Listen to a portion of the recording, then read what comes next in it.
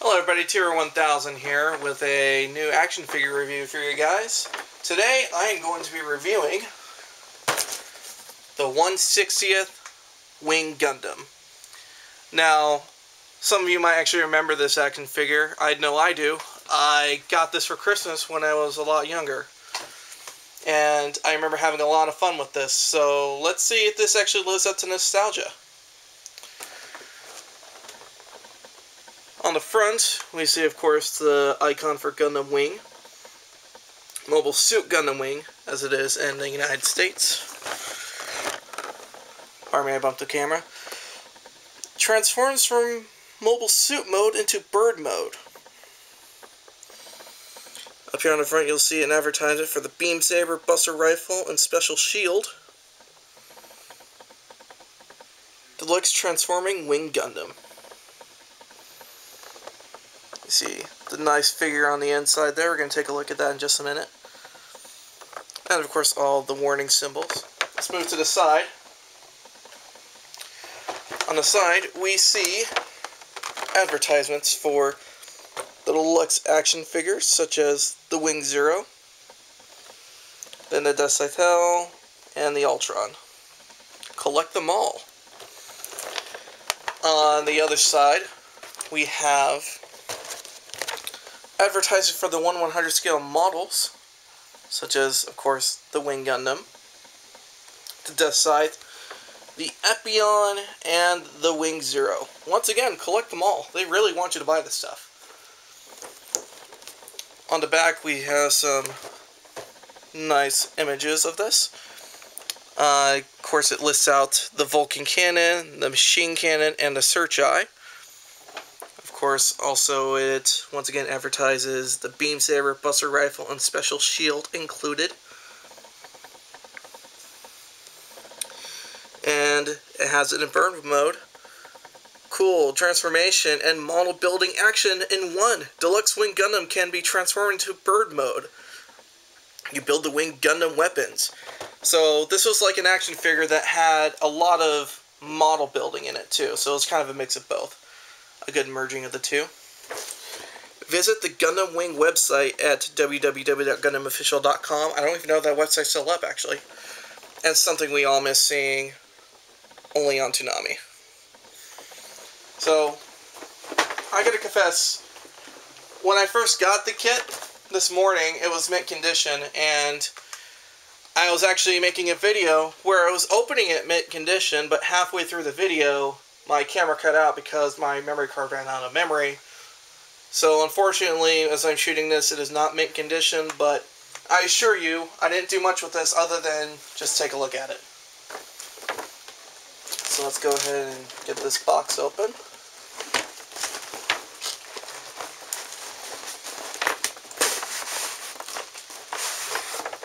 As you open the box, you get a smaller sub-box, if you call it that, full of all the parts for the weapons and items that you're building, such as the shield, the wings, the back skirt,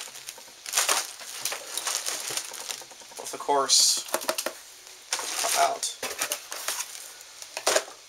Instructions.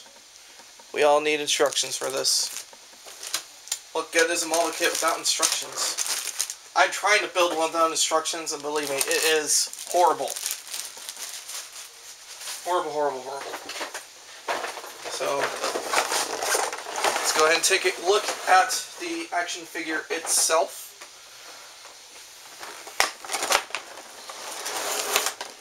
Bam!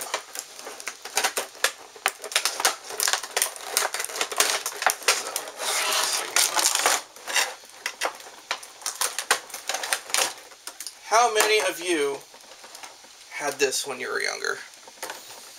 I did, and I really enjoyed it. So let's take a look at this.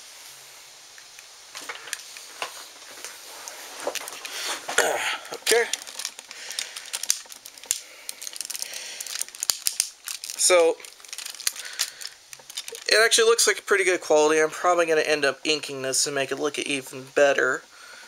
You can actually see a reflection of me in the shoulder right there. Hello.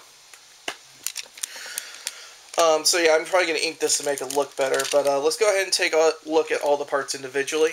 And of course, the limbs pop off, so let's go ahead and take a look, starting with the arms. So let's actually start with the hands. The hands actually have not too bad of articulation. All the fingers are actually merged together, but you get the ability to move them into a fist, move them to an open palm. The thumb moves up and down, and the hand does a full 360 like that. Actually, now that I mention it, it actually has a lot more articulation than the hands of the Master Grade Wing Gundam. Burn. Okay, and then let's move on to the elbow. You really don't get that much of a bend with it, and that's probably because of the talon right there. If you move that up and out of the way, you actually get closer to a little bit more than 90. I'd say probably 100 degrees, if nothing else. I'll probably have to check later, but you actually have to move it out of the way. And the thing is, once you move it out of the way, it releases a mechanism in here which allows this to go inside, like so. So let's go ahead and move that back out. So, fortunately, not too much bend at the elbow, but you can get close to 90. Over here on this side, of course, you have 360, and nothing obscures it when you're actually flipping it around on the Gundam itself, so you get a close to the 360 on that. Shoulders move up and down, and it can actually go up that far. Sorry, I'm moving this all around. Next, we'll take a look at one of the leg pieces.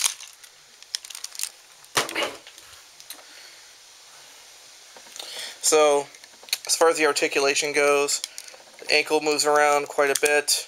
You can move it up here and up here with very satisfying clicks as you move it. The foot, of course, does this. It needs to do this for the transformation mode.